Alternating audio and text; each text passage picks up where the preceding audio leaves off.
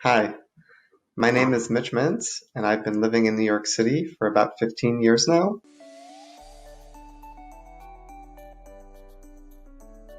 The apartment I listed on Houseit was located in Manhattan in the Flatiron District.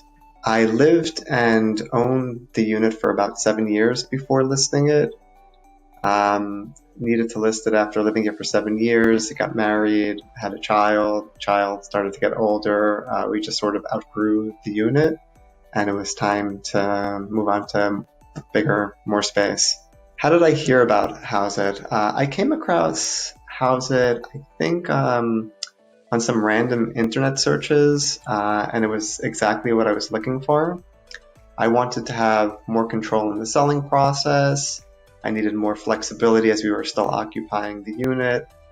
Having served on the board in my co-op and knowing the market very well, I guess I sort of viewed my apartment as a standard commodity and was thrilled when I came across Houseit as a means to reduce the significant brokerage fee, pass on more value and savings directly to buyers, and have a little more control over the process. I think you might be able to tell that I think traditional commission rates are generally too high, while brokers often provide a great deal of value and can really help with the process and especially navigating co-op boards and all of the rules that go with that. 6% is a rather large sum of money, both as a percentage and nominally, especially when you consider the values of New York City homes. For more unique and special listings, brokers may be more important and more vital in the execution process. But since my unit was pretty standard, middle market, I couldn't really justify the full cost of brokerage.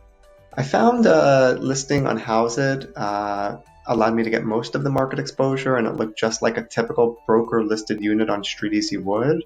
But it gave me the ability to reduce frictional broker costs and to maintain more control over the process, which is exactly what I wanted.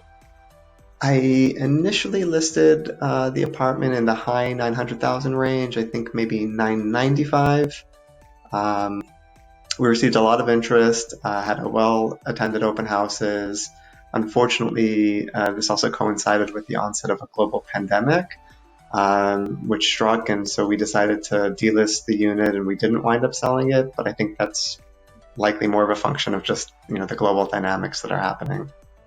I would definitely recommend Houseit to family and friends. In fact, I've already mentioned it to a number of people. It's, I think, a great option, and more people should definitely know and hear about it. What advice would I give to other sellers? My advice to other sellers would be to truly think about what they hope to achieve and understand that there are other options than traditional brokers.